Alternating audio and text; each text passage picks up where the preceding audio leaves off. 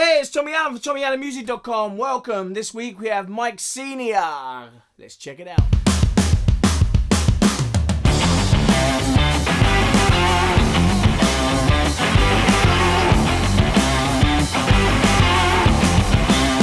Thank you. Thank you very much for taking the time for this. No problem.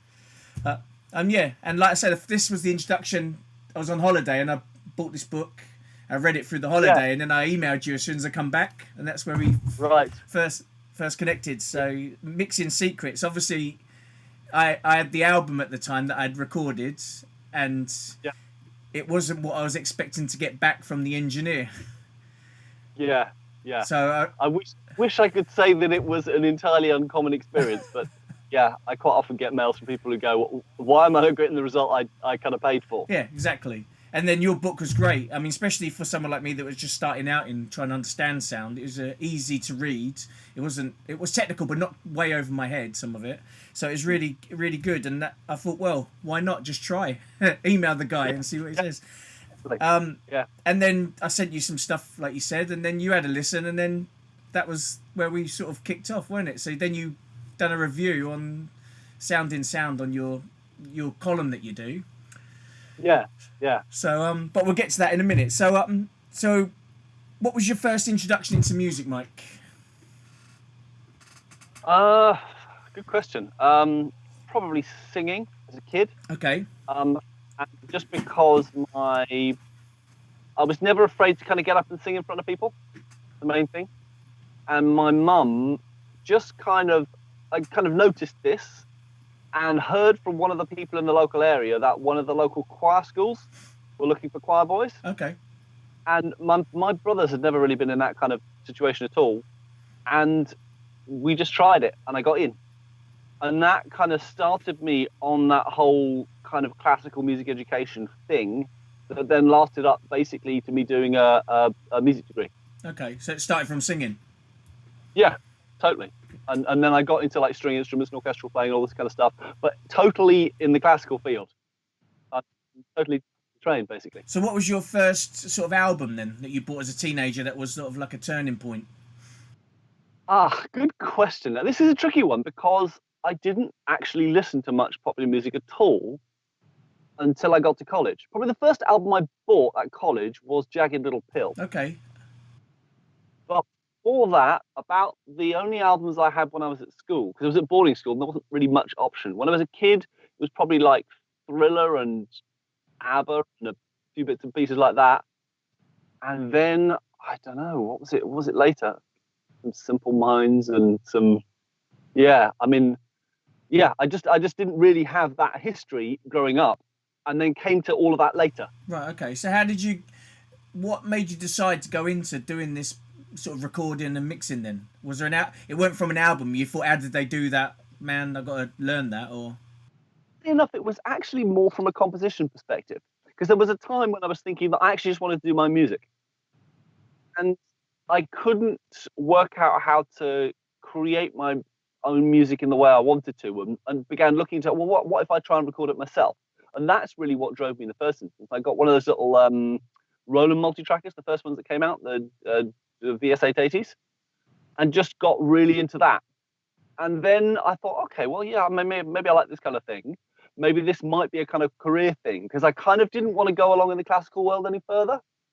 I just found popular music as a thing, a popular production as a thing, more interesting musically. And so I thought, well, yeah, maybe this kind of studio lark might be a good combination of my different skills. And I can use that also to kind of realize my own kind of musical ideas and see where that goes.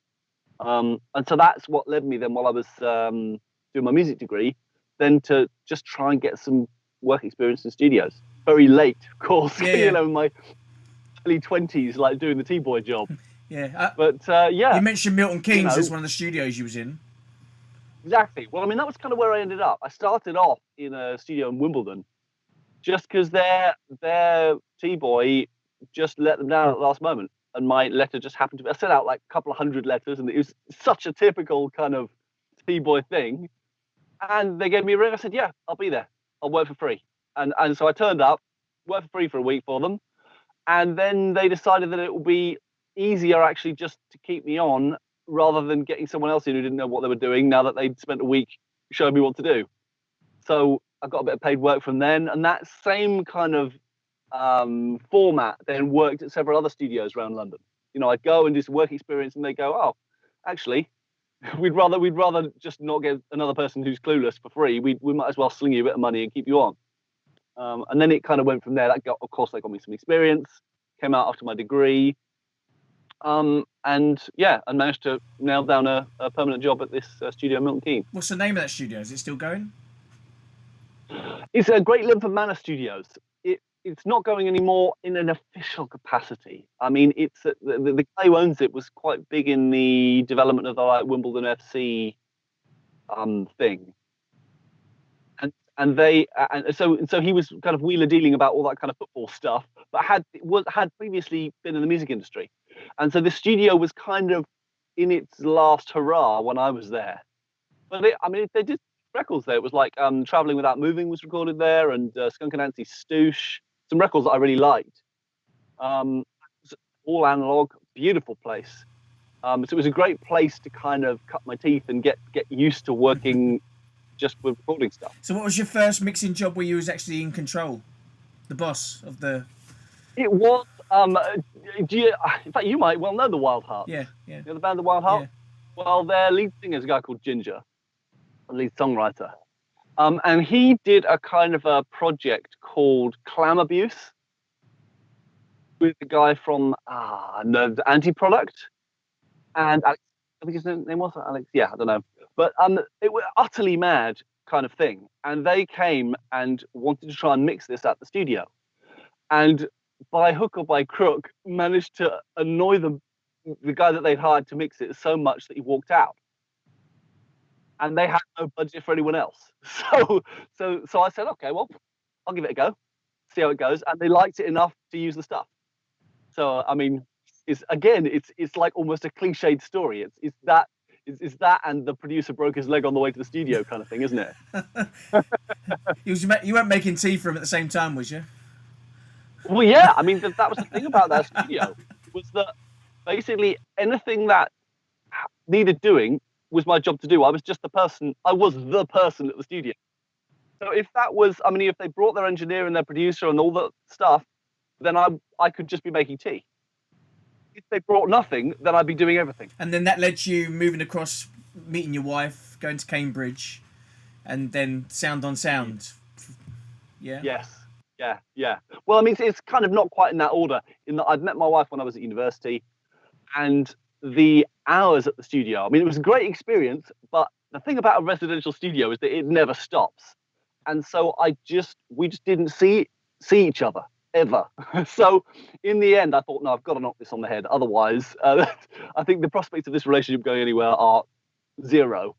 And so I pretty much just resolved to walk out of the place if I hadn't found another job somewhere else by the end of the year. And just in a bit of serendipity, spotted one of the only ever job ads that SOS have ever posted for an assistant editor. Went over there, got the job, ended up in Cambridge then, where my wife was anyway. And that was really, I hadn't been looking to get a job at SOS. It just kind of came up, and they're based in Cambridge, which is where I wanted to be. So it's like a lot of things in life. So much is just serendipity. Suddenly, a little thing happens that just takes your life in a different direction, and that was one of them. Oh, great! And then that you was with him for about 6 years. You said. Yeah, I was sat in the office, commissioning articles, planning meetings, doing all that kind of stuff, proofing, editing, and increasingly writing. From there, yeah, I was assistant editor for a little while, and then I became a reviews editor, and I was that for most of the time. Did things like Logic Notes as well, and Sample Shop. Commissioned Mix Rescue and Studio SOS, some of these kind of long-standing columns. And then after about 5-6 years, I just thought, well, actually, I think this now might be the time to go freelance. Now might be the time to balance a few more of these things rather than having the full-time SOS job. Yeah. But you still obviously write from, so. Yeah, and I have ever since. It's just kind of freed me up from all the administrative stuff, to be honest. Shipping bits of gear around and proofing people's copy and stuff, which, I mean, I could do, but aren't the most edifying of things, correcting other people's commas. I'd rather be making the common mistakes for other people to correct. Wow. So yeah. And then when did you move over to Germany? How long after that? That's about 10 years ago now. Yeah, about 10 years ago. And that was just something that my wife and I had thought, well, why not? I mean, we'd had nothing against the idea. We thought, well, she's German. We thought, well, yeah, I mean, let's give it a go at some point. And we weren't quite sure when we were going to do it. And then all of a sudden, just an opportunity came up, and it just happened to coincide with the last bit of my kind of PAYE work in the UK finishing. Suddenly, I was completely freelance, and a lot of the stuff I did, I could do sat in front of a computer. So we thought, yeah, why not? Let's just up sticks and go, give it a go. And yeah, we're still here. So with the book, when you did that, was that in motion at that time, or was that written when you was in Germany? Exactly that kind of time. I think I was in the middle of writing it when we moved. It took a long time to write. Yeah, it was just a big job, but I remember finishing up things like the bibliography and references and things when we were in Germany. But I seem to remember I did quite a lot of the writing in the UK. I mean, a lot of that book actually came out of workshops I ran before, for a few years before that. So it was kind of a long gestation process before I actually kind of put pen to paper with it. Yeah, and then it kind of came out. And was it easy to get with Focal Press? Not really. No, actually, I'd approached them once before. Originally I had an idea of doing a kind of because when I first moved from SOS, I kind of bridged the gap between being full-time PAYE and freelance by covering some guy's teaching part-time, because he was off on sabbatical. It was an A-level music. And so I just covered that for a year.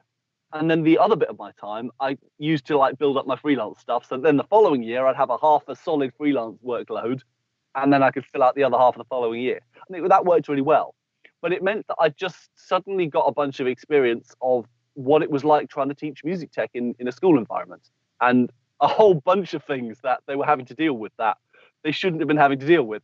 And my initial thought was, honestly, well, there's a book in that of saying, okay, well, what would be useful to tell music tech teachers who often didn't know they were music teachers, not music tech teachers, who'd been drafted in. They didn't know what was going on, and they were getting lots of often poor and conflicting advice. And so I thought, okay, maybe I'll write a book about that. Approached Focal, and they said, okay, yeah, that sounds like quite a good idea, but we don't really have a space in our list for it. We don't really do that kind of book yet, so we don't know quite how it would fit into our stuff.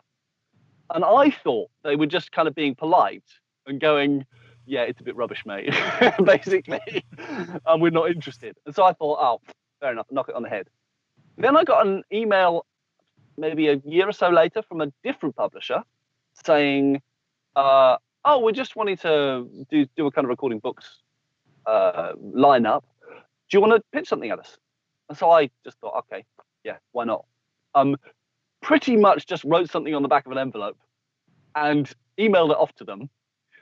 And they came back to me and said, yeah, that sounds like a really good idea. Okay, now can you give me a full chapter, give me the full contents listing, give me the target market, give me what kind of shows this is going to be at, who's going to buy this, all this kind of stuff. That's basically, they wanted a full product pitch. And so I thought, okay, why not? Did it and thought, blimey, that took me a couple of days. Why am I only sending it to them? I've basically just done all their research and legwork to decide whether this book's any good. Now that I've done this, why am I just pitching it to them? And so I pitched it to a bunch of different people instead.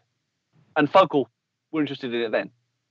And just because I liked Focal as an imprint more, I went with them in the end. They've done a great job on it. So yeah, I was pleased with the way it turned out. And they're good to be a part of. They looked after you. Yeah, pretty much. I mean, all book publishing now is a difficult place to be in a general sense. It's you're always negotiating about what rates you're going to get off it, and it's never much really in the grand scheme of things. In the same way, it never was with record deals.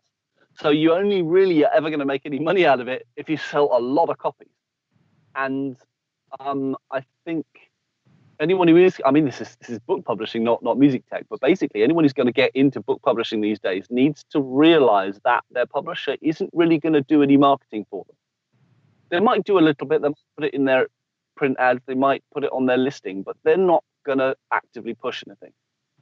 And if you want to be selling books, you've got to realize that only part of the job is writing the book. The other half of the job probably is getting it out there and publicizing it, and that's where the whole like CMT website and the multitrack library and everything like that originally came from, was because I thought, well, the way in which to get people interested in the book is to provide other things that they can come and see for free that then might get them to buy the book, and that's kind of where that came from. And would you go that route again, or would you do it yourself? It's funny because I think now back 10 years ago, the architecture for doing your own publishing wasn't really as mature as it is now. I think now, also just because my kind of web presence now is more developed than it was back when I wrote the first book, I think it's probably unlikely that I would publish another big book with an established publisher now. I'm happy to have both of those books on Focal, and they kind of complement them well. I mean, the Recording and the Mixing Secrets book. And so I think I'll keep those with Focal because, yeah, I think there are certain people who trust Focal, and actually there are like departments and stuff who will only order Focal books, as I understand it.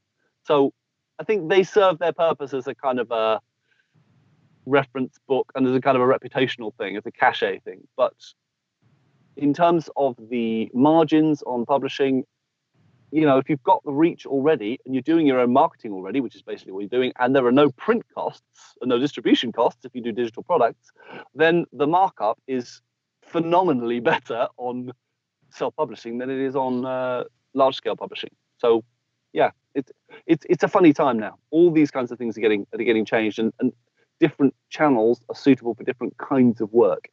Those big doorstops work well on Focal, but if I did something on, like, for example, the mix review stuff that I do for Sound on Sound, where I critique commercial music releases. If I did a 20 hits of the 30s kind of thing, well, it wouldn't be the 30s, probably it'd be the 90s, then that wouldn't really sit in that kind of space, because they don't do kind of slightly more general interest, slightly frothier books like that. They do the serious big doorstop thing. So it's like, no, I wouldn't do that with them probably. But yeah, I don't know. All these kinds of things are so contingent, because you try something and you look at the options then once you've actually got something in your hand. Yeah.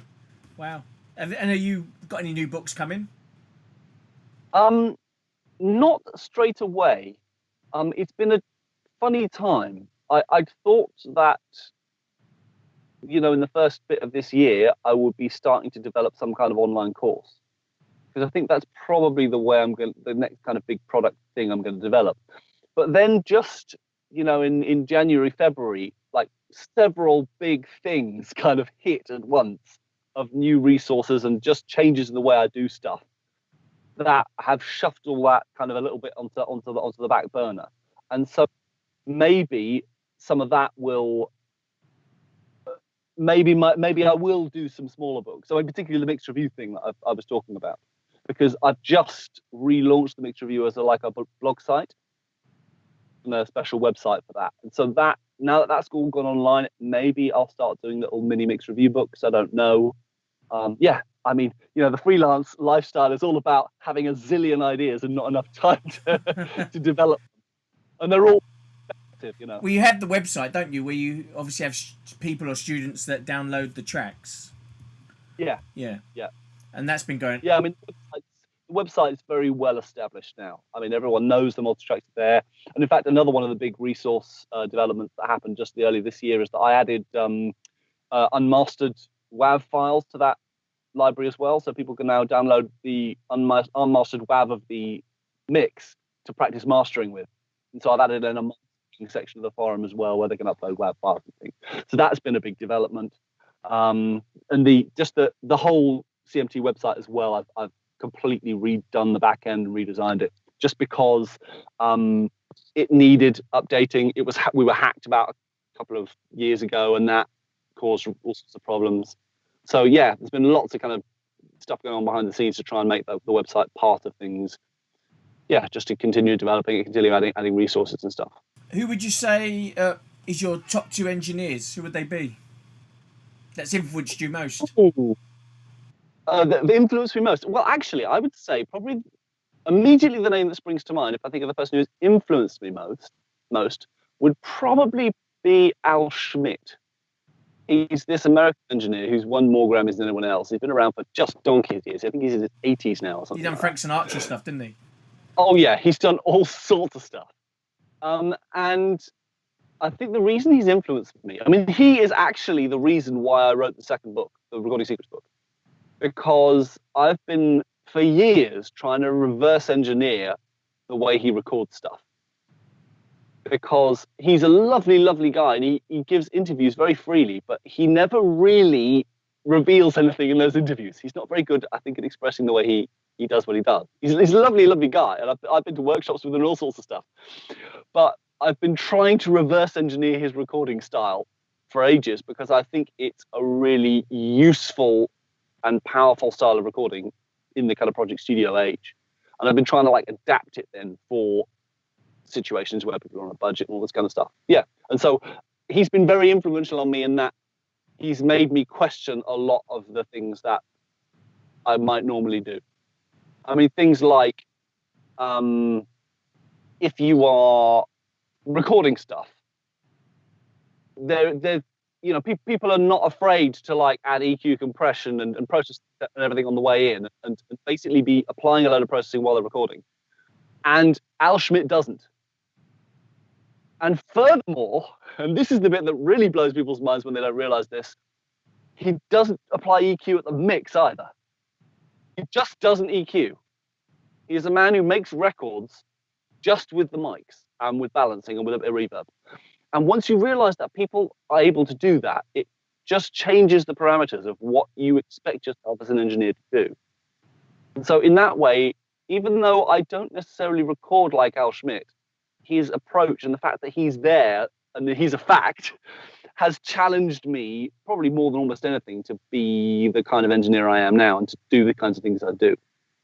From a mixing perspective, it's difficult to say. I mean, someone probably Spike Stent or Al Schmidt. Oh, not Al Schmidt. Spike Stent or Serban Ganea. Those are 2 big mix engineers who've been kind of influential from the point of view of me listening to a lot of their work.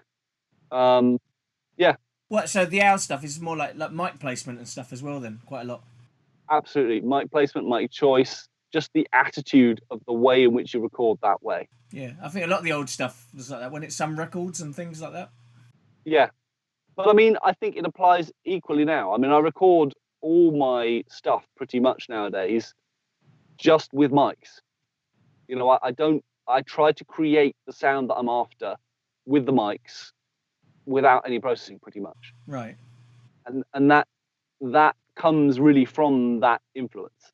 That I just think the place I can make the biggest difference is before the sound ever hits the microphone. Yeah. And the second biggest difference is in choosing and using the microphones and the acoustics and things. And everything beyond that, I can sort out a mix down if I want. And if I can't get it sounding good with the microphones or the instruments when I'm recording it, that's a clue that I'm not doing it right. And actually, this dovetails really nicely with my impressions of the mix I did for you. Right. The one for the magazine. Because the impression I got listening to those multi-tracks was that things were being done for the sake of doing them and as a kind of a matter of form. Mics were being put in a certain place because they felt they looked that way, or that's the way they should be, or that you should do that kind of thing. Like there was an NS10 woofer that had been rigged up with a kick drum, which is kind of a trendy thing to do, and the overheads were mashed into compression, and there were all these things that I thought, yeah, okay, I might do that, and you could even take that decision at while recording, but it seemed like the things were being done without asking is there any purpose to doing this? Can I fit these things together to make something that sounds like it needs to sound? And that's always where it comes from with me. It's like just trying to do the minimum I can and do it as early as possible in order to just get the sound I'm after. And people make it so difficult for themselves. I don't know quite how they do it by doing kind of weird multi-miking things that have no rhyme or reason behind them. Or it's just I don't know. No, well, we'll get to, but there was a lot of issues with that, phase issues on a lot of the stuff. Yeah, I think he had the guy put 4 mics around the amplifier, right? 2 at the back and 2 at the front or something, and it was just yeah. Also, I think it's kind of a question of insecurity too.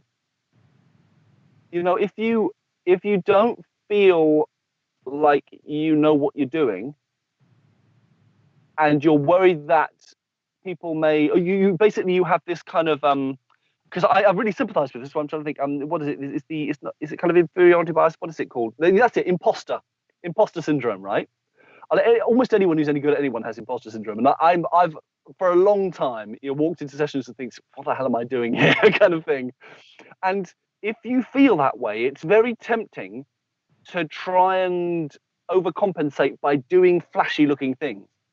If you have some compressor there where the needle's whacking into you kind of cranking things, it makes you look like you're earning your money. Whereas if you just find a place for a microphone and put it there, it takes a certain amount of confidence to do that. And to be able to say, that's all we need to do. We don't need to faff around with it. Listen to it, and to have confidence to do that. And that is a difficult thing to do, actually, in a lot of cases. Right. What's the best piece of advice you've been given? Oh, blimey! Never ever change your phone number. Right. Okay. You did that then. No, I didn't. But no, there's a guy I used to know at SOS who basically, because he followed that advice, never needs to work again. He spent years, a decade or more, working in a cupboard at the BBC, basically doing all the things no one else wanted to do at the last minute. And eventually, one of those things that no one else wanted to do at the last minute was The Weakest Link, the game show. And he did it when they had no budget at the last moment, and negotiated a good deal, and a deal whereby his music and his royalties basically were for all of the syndicated versions, just before it was syndicated to more than 100 countries. And he was absolutely minted by that one program. Basically, just because he was the person that when people thought, oh, we don't have music, we don't have money, we don't have time, call him. He was the guy. So I think that's pretty good advice. If you could go back in time for one day, what day would you go back to and why? Okay. Wow, that's a difficult one. Go back in time. Now, would this be... Now, here, I'll throw this back at you. Would this be to go back in time and change something? Or would it just be to go back in time and experience something? Experience something. Okay. Wow. That's really, really difficult. It's difficult because I just kind of feel I've been really lucky in that I've been able to experience so many fabulous things. It's actually quite difficult choosing which one. I think maybe what I would do is go back to being a teenager when I was on a music course in America called the Tanglewood Institute Young Artists Program. It was during the Tanglewood Festival in the US in Massachusetts, and we played a particular piece of music by Nielsen that very much affected me at the time. I was playing second violin or something, and I just remember that as being a very powerful emotional experience. And so it'd be kind of fun to go back and experience it again, because it was a tremendously long time ago. So, if you could only have one microphone, what would you choose? U87. U87. Yep. It'll work on anything. Okay. Sounds lovely. It's not hype. Work on practically anything. Yeah. It's either that, or maybe an SM7. Yeah, say something that's affordable. Yeah, yeah. Yeah, U87 is not cheap, unfortunately. No. And I don't have a U87. I don't own one. And it's funny because in recent years, I've got to the point where, I could maybe afford a U87 or a pair of U87s or something else, or some more expensive microphones. And I've kind of decided not to, because basically what I specialize in is getting decent results for people on a budget. And, I know from experience, if you use really expensive microphones, it's just easy. It's just so much easier. It's ridiculous how much difference it makes when you're using really good microphones. So I kind of like to have to work a bit harder, even though it's fun when I don't have to on those occasions where I can, there just happen to be nice microphones around. I can luxuriate in just dossing around and getting a good sound anyway. For some musicians that might be watching this, what would you give them tips for miking up singer-songwriter acoustic? So is this like a singing guitarist? Yeah. Okay. Well,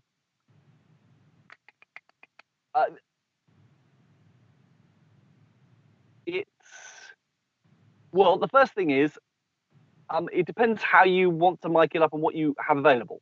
Ideally speaking, one of the best ways to record a singing guitarist is with a pair of figure 8 mics. We're using the rejection to project the guitarist. One of these ones. You could use one of those. Use a pair of those. Stick it in figure 8, and you can get incredible separation between the two things, even though you're only like 2 feet from each instrument. It'll sound like on the guitar mic. It'll sound like your vocals in the other room. Right. Okay. And what rejection you can get with figure 8s. So that's what I would do, probably as an instinct, just to give you the control over it. If you can't do that and you have to use cardioids, you get less control, and you have to start thinking a little bit more about phase interaction between the microphone and between the microphones. Right. So, I mean, you can try using 2 microphones, but you might actually find, depending on what kind of music is you're doing, you actually just want to get one mic, stick it in Omni, and balance yourself acoustically. Right. Okay. You'll get a more holistic kind of sound, and then deal with the room sound and the acoustics around that microphone in whatever. If you want it dry, then you need to dry the room out. Right. I'm just not a huge fan of cardioid mics a lot of the time, particularly in a situation where at the back of your mind you're thinking, "Ooh, I'm trying to keep spill down," because then you bring them too close and you get all sorts of, particularly with acoustic guitar, you get all sorts of problems with spotlighting and proximity effect and extra mechanical noises and all this kind of stuff. I mean, it's all doable, but if you're asking me how I would do it if I were doing it myself, I would, in the first instance, try and do it with a crosspair of figure 8s, or I would then think, oh well, try and ask the artist whether they would consider doing it as a one mic thing or as a mic pair thing, and not try and think about the separation. But the likelihood is most people will want some individual control, so you won't be able to do that. And in which case, you've just got to try and find the microphones that are going to sound best on both of those things. What I would say is, if you've got spill coming on those microphones, it probably makes some sense to use small diaphragms rather than large, because the off-axis sound large diaphragm condenser mic tends to be more coloured than with a small diaphragm. And also, this is where expensive microphones really pay off. The off-axis response of expensive large diaphragm condenser mic will usually be a whole lot better than with a cheap one. Right. Okay. Yeah. Well, for me, I have 2 of them. That's what I try and. Perfect.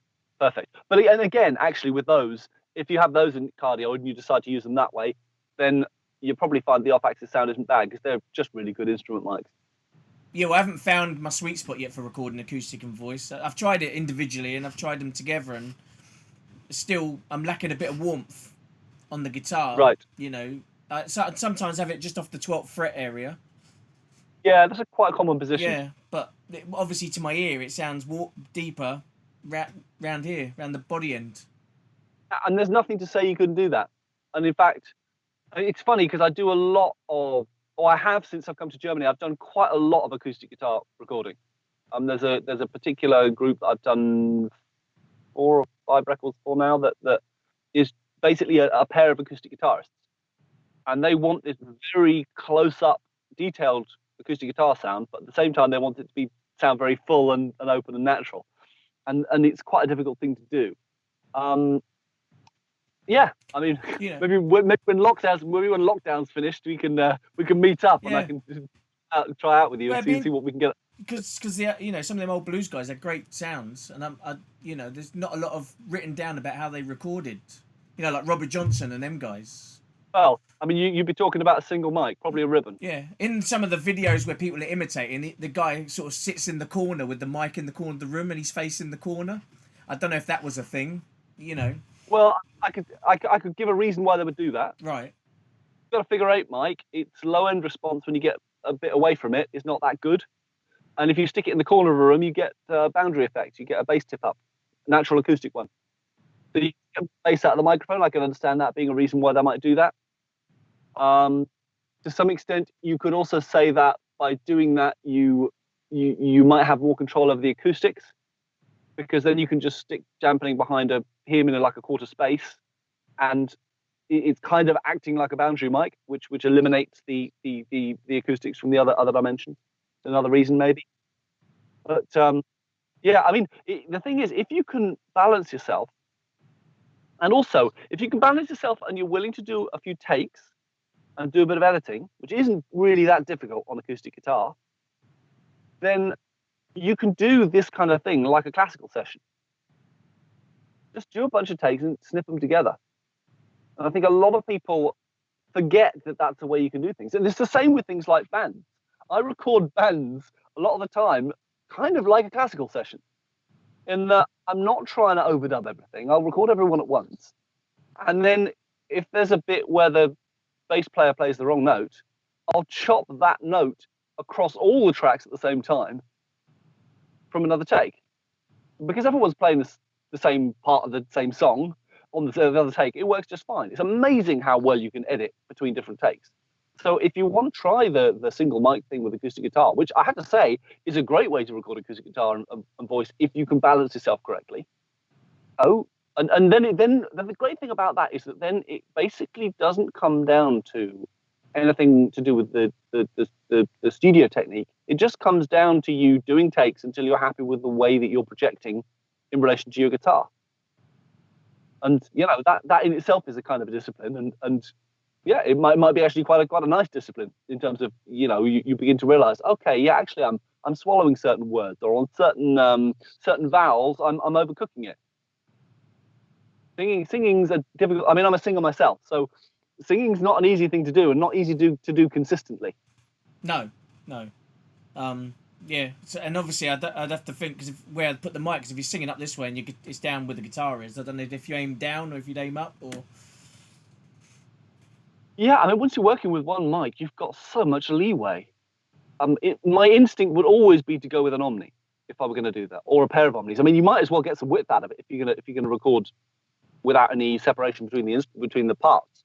And then it really is just a question of going, okay, do some test recordings and work out where these Omnis are going to be. If you stick them, in fact, to be honest, yeah, I mean, this is kind of the way that I record the guitarists I work with often, is with a pair of small diaphragm Omnis about maybe 8 inches apart, because you get a bit of stereo out of it. It's not a proper stereo image, but you just get a bit of width, and that gives it a little bit of believability that it wouldn't otherwise have if it were just one mic. And what sort of height between your voice and the guitar, or? Well, I mean, in that case, I'm not recording the voice at the same time, but my guess would be probably you'd be somewhere between the 12th fret and the sound hole, and probably a little bit above the level of the guitar. But again, that may just depend on the balance between your voice and the guitar, and how you project your voice while you're singing. All these, once you get into that situation, you are effectively an ensemble. You become an ensemble by doing that. And it's things like you begin to, once you have less control, you start to just think about recording a different way. You think, okay, if I'm playing and I'm getting too much fret noise, this isn't a recording issue. It's that I'm making too much fret noise. So how am I going to deal with that? And so it kind of puts a lot of the responsibility back on you as a musician, which is, to be honest, it's no bad thing in a lot of respects. I mean, as a recording engineer, I'm always coming from the perspective of trying to facilitate people making music without having to worry about any of the technicalities. And if we're in a situation where they want a certain type of sound, or they are having trouble with fret noise, and that's the only thing that's the problem. Then yeah. So what? I'll sort that out in the mix. But in general, I like the fact that when you record without doing very much of the things on the way in, it kind of holds a mirror up to the artist, and it's not in a bad way. It makes them take it seriously, and they step up to the plate when you do that. And they listen and they go, you know what? I'm playing that. I'm not bringing that top line out enough, and they can't blame it on you because it's just it's coming through a mic. That's it. And so yeah, so it slightly changes the basis of it. It means you spend more time recording and less time mixing, which, to be honest, I prefer anyway, because you tend to spend time recording with people in a room, where I'm mixing, you kind of staring at a computer screen. But yeah, it's all about test recordings, I would say. Test recordings, right. Okay. What's been your hardest hurdle to overcome? You know, like when you was sort of learning yourself, you must have come up to a barrier, and then you've had a eureka moment and the coins clicked? Beyond this kind of Al Schmidt thing, that's definitely one that I struggled with for a long time, to try and work out, kind of reverse engineer that kind of recording style. But a bigger thing for me, or a more kind of potted, obvious thing that I've really struggled with for a long time, was the idea of stereo mic technique. You know, there are so many different ways you can record in stereo with 2 or more mics. I mean, you've got like spaced pair with all sorts of different polar patterns. You've got crossed pair with all sorts of different polar patterns and angles. You've got crossed pair with a bit of spacing between them with different polar patterns and angles. You've got Jekyll disc, and you've got like dummy head, and you've got all these other different types of stereo recording techniques, Faulkner array. And I just could never really find the reasoning behind why you're using one over the other. Like, well, why are you using ORTF rather than NOS? Or why are you using a spaced pair of these rather than a near coincident pair of these? And that was the biggest job for me in doing the recording book, was actually getting to the bottom of it. And it took me ages to sort it out, because I researched, God, I went into so much research, bought about every book I could find on stereo stuff, was looking up research papers and things, and basically came down to the fact that the authorities disagreed about a bunch of stuff. So that didn't help either. And in the end, I spent a couple of weekends, the most boring weekends of my life, recording, I think, 50 or 60 odd different stereo mic arrays in a kind of a old school hall, where I stuck the mic array in the middle of the room, drew a big circle around it, and marked off 10-degree increments, and had a speaker at each of those increments, and recorded like a minute or so of test signals at all increments all the way around the array for 60 different arrays, so I could actually compare them in a meaningful way, and with different types of microphone, different budgets of microphone. And it was only by doing that I actually got down to the point where I thought, yeah, I know what I think about it now. I know what my reasoning would be for using any of these particular techniques. And that was a big hurdle for me. It took me ages to do that. I was tearing my hair out. I mean, the fact that I spent 2 tremendously dull weekends listening to the same minute and a half of audio a zillion times, standing there waiting for it to run, should be an indication of how frustrated I was by the whole thing. How anal I am in a general way.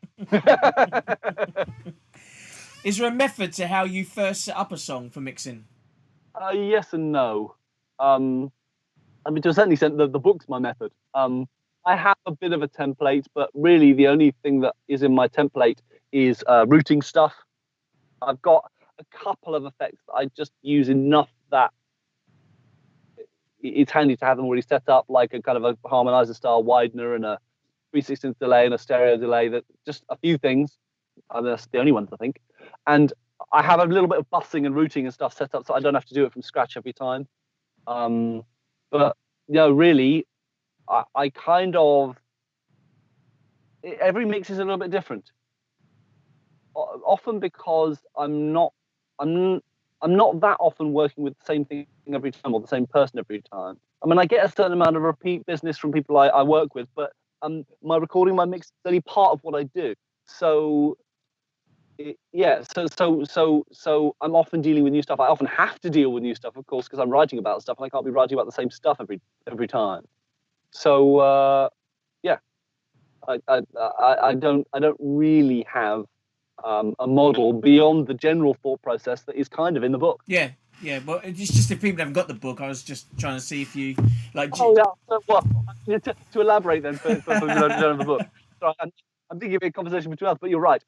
There are other people watching. Hello. But yeah, it's basically about finding the bit that is going to be the thing that's going to eat the most headroom, that's going to have the most energy, is going to be the climax of the piece, pretty much. Starting with that, and then kind of not exactly working backwards, but working back to all the other bits that are a little bit like that, and then the bits that connect those bits. So, for example, let's make this a bit more concrete. Let's say I'm doing the final choruses because those are the biggest thing in the classic kind of pop structure, and then I'll go back and I'll do the previous choruses.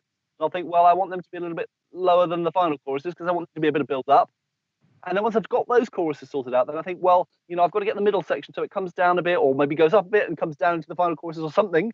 And then, oh yeah, well then I've got to put the verses between the choruses, and the second verse has probably got to be a little bit more open than the first verse, and then probably end up back at the introduction because that's got to somehow feed into the first verse. And so it's kind of piecing together the mix as a mosaic based on that one chunk that I try to get sounding as big and as competitive as it possibly can. So I do that first section, then work my way back through the whole of the rest of the arrangement. And that's basically the way I do everything. And I usually like to try and start by mixing the things that feel to me most sonically important in the music. So in pop music, that'll often be the vocal. In any kind of rhythm music, that may well be the drums and the bass. I mean, obviously those are important, but it just depends. If it's something where the acoustic guitar is the most important thing, or the tambourine is the most important thing, then that is where I would start. Do you prior to that sort out all the phase issues? And I saw somewhere that someone made all the the peaks all point upwards on all the tracks. So I don't know if that was a thing. So the speakers all go in the same direction. Well, I think it's very easy to get very technical about this kind of stuff. And I have investigated a lot of this kind of stuff, but most of the time I don't do much in-depth phase stuff. Most of the time it's just checking that the polarity's right, I think. Okay. Usually you can hear that. You flip it one way and it sounds fuller than it is the other. And but it's an aesthetic decision. You just go, well, I like the sound of it more that way than the other way. Occasionally when things are multi-mic, stationary instruments are multi-mic, like you might have a snare drum with more than one mic on it. There I might get into kind of timing, shifting between electric guitar or something. And the overheads to line up the snare? Overheads maybe a little bit. It depends. If I want to make sure that my snare is monocompatible, I might do that. But yeah, it depends. I don't get that anal about it for most stuff. But if there's a sonic improvement to be created before I use any processing, then to me that's always a benefit. And certainly there are plenty of multitracks I see where people have just mucked up the phase when they're recording. I mean, to some extent, I try often to sort those things out while I'm recording, at least get the polarities reasonably sensible. But I will always check that when I do mix. I mean, the other thing that you kind of have to factor in is that on most things I'm mixing that are Project Studio projects, the opening stages of doing a mix aren't just about working out the sounds, they're about working out the extent of any editing that needs doing, or that I feel needs doing, or that I want to do. And so, the editing stage is often mixed in with that first basic kind of balancing stage. I'm building a balance so I can roughly hear how things work, roughly get the relationships between things, and then it'll become obvious to me that, I'm never going to be able to balance that shaker against the drum kit, because sometimes it hits with the snare on the backbeat, and sometimes it hits slightly before or slightly after. And so it's more audible if it doesn't hit when the snare drum hits, and it's less audible if it hits at the same time. And so that's going to be a balance problem. Or, if I feel that the groove's not going along because the bass isn't matching the drums, then I might edit the bass to match the drums at that stage. I mean, in the book, I lay down a very kind of a step-by-step process because it helps to learn it that way. But when I'm mixing stuff, it's often a little more fluid than that. The editing and mixing stages, particularly for Project Studio stuff, often end up kind of merging a little bit. Yeah. Do you have any tips or advice on choosing the right sort of drum sample to add along with the drums, like the kick and the snare, if you're adding in like a trigger? Okay. Yes, basically. Two things I would say. The first thing is that if you add a sample of any type, you need to make sure that the phase is going to match. Because the problem, I mean, you know, if you've got live drums, the phase isn't going to change, whatever the phase relationship is. You know, unless one of the instruments moves. You know, phase relationships aren't going to change. But with a sample, even the best sample triggering software I've seen, you compare one snare to the next or one kick to the next, and the phase can be different for different ones just because of a mistracking on the plugin or whatever. So I'll usually manually check the phase of every sample if I'm doing a sample replacement or sample addition or enhancement. Usually, it just depends what I'm using the sample for, and I think that's the second thing I would say is that there is no standard thing to say about what kind of sample you add. A sample is the reason you're adding a sample for me. To some extent, it's an admission of defeat. You know, if I've recorded a drum kit and I think I need to add a sample, it means that there was something I didn't catch that I needed when I recorded it. And certainly when I record drums, I try and record them in such a way that I don't need to use the sample. And so in that situation, it makes it obvious what the sample needs to be because you've tried to get the sound out of the drums and something's missing. And so you just look for the sample that provides the bit that's missing. So with a snare, that can often be some sustain. In fact, that's what it was on the Trafficker mix I did. That's what I was going to say, because you used one, didn't you? One of the triggers. Yeah, and it was because you had an oversnare mic that went donk because it was too close to the head, and you had no useful snare ambience in the overheads and no useful snare ambience in the toms that I kind of reused as overheads. The room mic was in mono, so that didn't give. I didn't really want to use much of that either because I didn't want to narrow the drum sound. And so it's like, well, where's my snare character and sustain going to come from? There's nowhere it could come from. So at that point, I go, well, I need snare character, I need sustain, I need probably a bit of width. That's what I go looking for in my snare sample. So I got a snare sample that didn't have much attack. It just had lots of kind of rattle and sustain, and that was it. Whereas if it had been something where I turned it up and for whatever reason the snare didn't have much attack, at that point, then I'd go, oh, well, you know, actually, or maybe it had attack, but it only had really kind of high frequency attack or not enough high frequency attack. Then I'd go, okay, well, I need a sample to provide that bit. So I'd add a sample that matched that as much as I could and then maybe EQ and process it to make it so that it's just adding the bit I need. So the sample may often sound really odd on its own, but the point of it is like a lot of these things is you're just adding the bits that you're missing on the recording. Yeah, because you had it on the kick as well, didn't you? I think it's a Led Zeppelin kick or... Yes, I can't remember what I added on that. Was that just for a bit of attack or something? I can't remember. Yeah. I mean, again, that's quite common for me if I'm feeling that the kick drums can be quite difficult to catch, and people when they record kick drums, for some reason they kind of assume that they can't do it wrong when you've got a mic inside the kick drum, and actually, a mic inside the kick drum is more difficult to position than a mic outside the kit. Because the resonance characteristics inside the kick drum are insane, and it goes up. You know, the sound changes for like a half an inch. The sound can change a lot. So I often get slightly dodgy kick drum microphones and go, okay, yeah, it's missing something that I really need here because there's some massive suck out inside the drum. And then I go, okay, well, I need some extra punch or something there, or it might just be the nature of the drum or the nature of the mic or whatever. And so if it is, then I'll go, well, I just want more attack in this region. It's not actually there in the recorded sound at all. I can try EQing, but I'm not going to get the attack in that frequency range. I'm just going to get a bunch of not attack in that frequency range. I need actually attack because it's just not there. You got to boost something that isn't there. And yeah, I mean that's kind of to some extent the indication that you need a sample is when you're trying to process your drum kit to make a certain sound and it's not doing it because that information just isn't there to be boosted. Yeah, it's good because on the song, it was the cymbals were terrible. It was too close and trashy, like thrashing, and the choice of using the tom mics because they were left recording. That was a good call, I think. Yeah, it was a stroke of luck, to be honest, because if you hadn't had that, it would have been practically unmixable.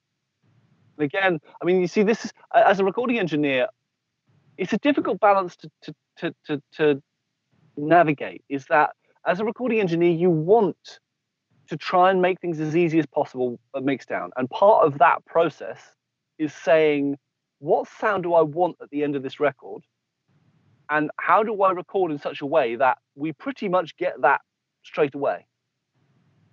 And so there's an argument for processing, there's an argument for all these things, But the difficulty is that you're always having to be slightly contingent and say, well, what if I don't judge it right now?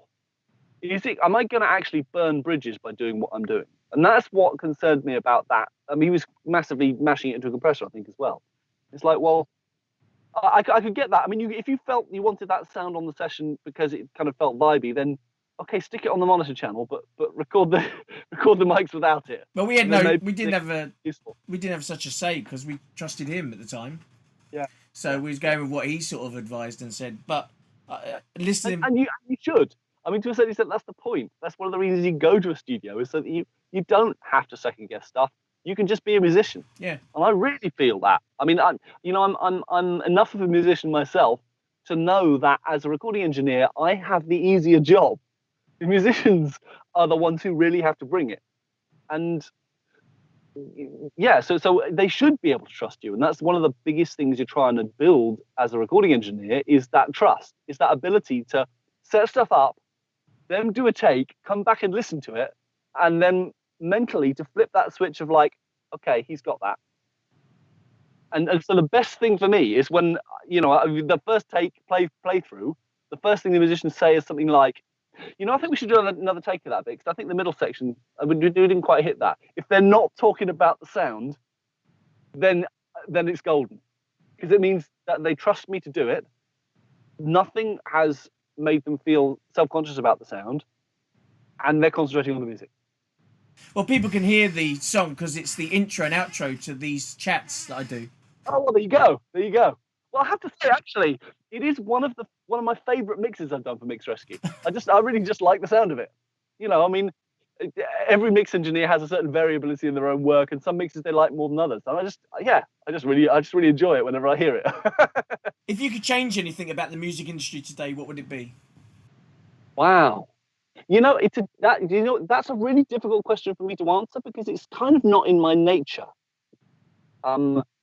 Without kind of trying to buck the question, it just feels like I spend all my life thinking about how to work with the way things are, rather than thinking about how I would want things to be. So as a recording engineer and mix engineer, everything's working fine.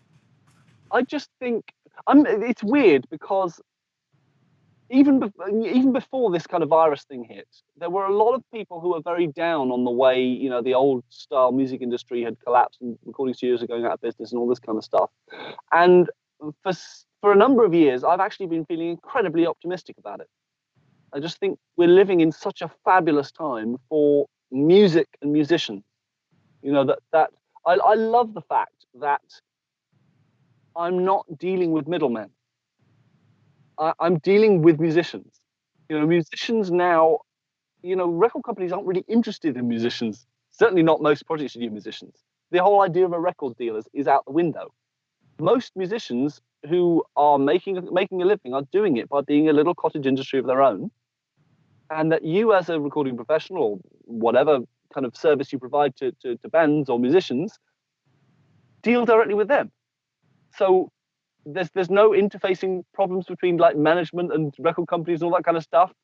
And I get to deal directly with artists who know what they're doing and know what they want. And yeah, I just love that kind of concept. And I also love the fact that they, as musicians, and I, as a kind of music tech pundit, can interface so easily directly with the people who consume my stuff, and who consume their stuff. There's no, yeah, I mean, and I love that fact. I love the fact that it is now so possible to make a living doing niche music if you connect enough with a small body of fans. I think it's great for music. And yeah, I'm just really, really optimistic about that as a general sense. I mean, life's never fair, and there's always things going on that you'd rather weren't. But I just think it's wonderful how at the moment, how empowered we are to just make music and make a living doing it. I also like the fact that so many musicians and people in the music industry have got over the 90s, have got over the idea that, get into the music industry and make a mint. It's like, no, get into the music industry, make a living, and do something you love doing. And most people I speak to now who are thinking of this business or being artists, that's really why they're doing it. And that's attainable. That's actually achievable. So there's a lot less of like people with shattered dreams on the sidelines. You know, I love that. I love that in the music at the moment. For your own studio, have you got any changes coming up? Any updates or any new gear you're looking at purchasing? Funnily enough, no. And it actually, increasingly, I find myself using less and less, and really changing much at all. Um, it increasingly it feels to me like so much of this stuff is about how you use stuff. I mean, that's always been my attitude anyway. And I've got to the point now where I think, well, I've got everything that really I need. I've done stuff that I'm really proud of with the stuff I have. And beyond, I mean, everyone would like to get new gear and buy new stuff, but really, if I can't make good recordings and good mixes on the gear I have, then I can't really call myself a recording engineer or a mixing engineer, you know. So yes, obviously, you know, if you have unlimited budget, you buy a load of stuff. But really, do I need it? No. You know, it might be useful to have a few more preamps, so I've got a few more channels of preamps, but not because I want some kind of boutique thing. It's like, no, yeah, I can do the stuff I need to do. I can provide for the clients that I can provide for at the budgets that they can afford. Yeah, and I'm kind of enjoying my life doing this kind of stuff. So it's all good. What preamps do you have? I actually use Audient ones, the Audient AST ones. They're good, clean. They have a high pass filter per channel and a phase switch, which is the basic facilities that I want on a preamp. And they interface directly with my audio interface. So yeah, it's perfect. So what's next for you then, Mike? What's next? Well, I mean, loads of things obviously have kicked off in the last couple of months with the mastering part of the multitrack library and the mix review site that's gone live. Also, I'm getting increasingly into podcasting. I mean, my Cambridge MT site, for a while now. I mean, 4 or 5 years now. I've had a kind of a Patreon thing associated with that, and that now there's a. I mean, I do lots of like reward content for that, like video and podcasts and various posts about freeware and reference mixes and stuff. So that has been running for a while. That's quite a mature thing now, and I'm kind of getting more into that, to be honest, as more people get involved with it. Podcasts are a big deal. I have my monthly patrons podcast that I've done for 4 years now, and I have a free kind of Project Studio Tea Break podcast that's a little bit more lighthearted. That's quite fun to do. And I've just started doing a regular podcast for Sandal Town on one of their kind of official channels that's just recently launched. So that's going to be keeping me busy as well. It's possible I may end up doing more podcasting stuff for them. I don't know. But that seems to be a region that I'm getting more into over time. Mixed review element, I'm going to be trying to develop into something a bit more than it was previously. Yeah, just there's always too much to do. Always too many ideas and not enough time. Wow. Well, breaking down the mix bit, would on the bass guitar you used a plugin? I don't have it. Surfer, was it Surfer Q2? Surfer Q. Yeah, that sounded interesting. Is that one you'd recommend? Yes, in that the kinds of plugins. I mean, I don't use many plugins most of the time. I don't use a large number of plugins, and the ones that I use because they do a specific job. And it's easier if you know that there are plugins that do a specific job and that you don't have to think about what to use. You can just go straight to them. And Surfer EQ has a few very specialized specific functions that I use it for. Its most common or its most well-known function is the fact that you can EQ notes based on their pitch. So you can set it, unlike an ordinary EQ, which sits at the same frequency, you can get it so that the frequency tracks the harmonics series of the note that you're processing. So on that bass part, I think from memory, what I was doing is probably boosting the fundamental frequency. So I basically had it tracking the fundamental frequency of the bass note as it moved around in pitch. You see, if you have a static EQ boost and the bass guitar moves around against it, that boosts different harmonics in different areas of the bass tone, depending on what pitch you're playing. So it's just a way of kind of changing the instrument after the fact. getting more learned out of the actual instrument, out of the fundamentals of the note. So it's just a specialty tool for doing that. So yeah, whenever I need to do that, then I'll go for that EQ. It's also got some kind of funky like MIDI triggered options as well that are useful from time to time. Right. Okay. And then there was the vocals. I think you distorted her slightly and had some sort of delay, like a delay. Yeah. Well, my father never loved me. He lived his life his own way. Yeah, it just felt to me like distortion as a thing fit in within the general context of what you were doing. In a lot of rock styles, if you think about it, you know, your bass may to a certain extent be distorted, your guitar's may to a certain extent be distorted. You've got like cymbals thrashing around. You may have like Hammond that might be distorted as well, and then you have vocals that aren't distorted. And so it can be sometimes difficult to make a vocal sound like it is forward enough, aggressive enough, just have enough harmonic density to it, enough harmonics to it, to compete against all those other tremendously harmonically rich sounds. So distortion is quite a common thing that I will add to a vocal in a rock mix of any kind. In this case, I added more than I would normally do. I made it more of an effect in its own right, and I also added a kind of a delay onto it to emphasize that further, a bit of a slap back. Again, I just wanted it to feel a little bit more rowdy, a little bit less kind of clean and controlled. I wanted it to sound a little bit like there was a bit of a slap back off a garage wall, and it was that kind of idea, really. Or like you might be singing through a moldy old amp or something, you know. What's your Desert Island Disc? Okay, wow. Off the top of my head, Portishead's Dummy. You got any other hobbies? No, I tell you what, I do have a hobby, and that is singing and vocal arranging. Okay. For a few years back, I used to sing in a jazz choir here in Munich, so I do like singing and a cappella singing. So that's a bit of a hobby of mine, and I arrange for them, and I do a cappella arrangement. Okay. Any books you'd recommend or you're reading right now? Any books I'd recommend? Well, the one I'm reading at the moment is Watchmen, the graphic novel.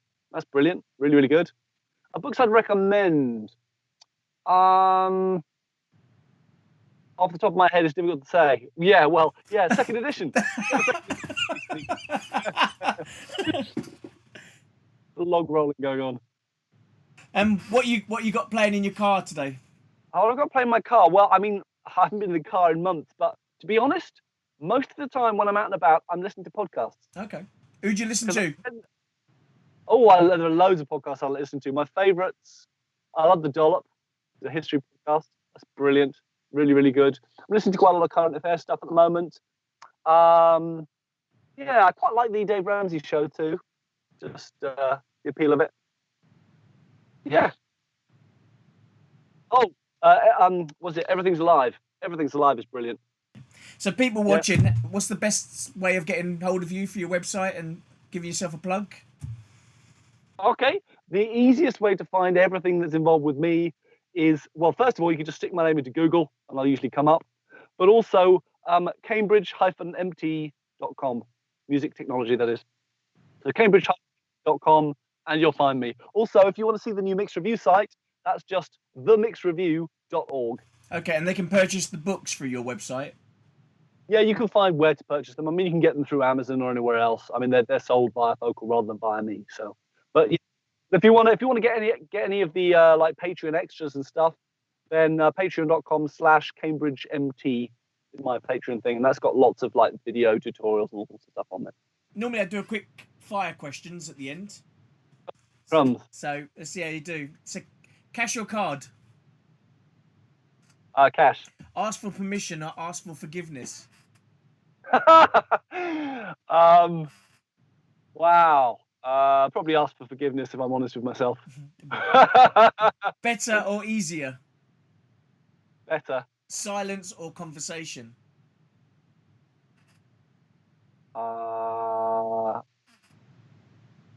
Conversation, probably. Reverb, yes or no? Yeah. Love or money? Oh, love, definitely. Are you a morning or night? Both. Both. Yeah, I mean, it's weird. I have a funny day where my I'm often looking after the kids in the afternoon. Get up early in the morning with them, work the morning, then have the middle of the day as my kind of chilling out time and being with the kids, and then I'll work till like midnight, 1 o'clock in the morning. So it's kind of both. In or outside the box? In, definitely. You Marmite, yes or no? No. Only on Twiglets. Thank you, Mike. That's great. Great, it's a pleasure as always. Hey, it's Tommy Allen from TommyAllenMusic.com, and that was Mike Senior. You can find out more about him at www.cambridge-mt.com. Next week, we have Kyla Brox, UK blues and soul singer, right here on Tommy Allen Music. Come and check that out next Wednesday at 7 p.m. Please give us a like, hit the subscribe button. Until next week, a word from our director. Sure saw Spider.